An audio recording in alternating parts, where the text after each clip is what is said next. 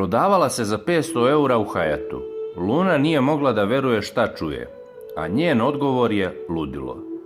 Luna Đogani mnogo voli da priča o svojim bivšim momcima, pa je podelila svoja iskustva sa Kristinom Kijom Kockar, ženom svog dečka Slobe Radanovića i Anom Korać.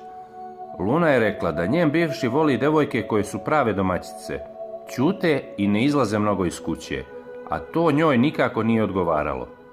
Uvek je strahovao da ga varam i od početka smo imali velike razlike, objašnjavala je Luna.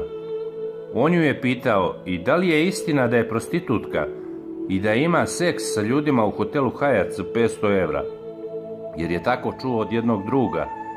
To je pitao Lunu posle 2 meseca veze. Mene je to toliko uvredilo. Ja sam njemu rekla, ako hoćeš da budeš sa mnom, moraš da se navikneš na takve stvari, rekla mu je Luna.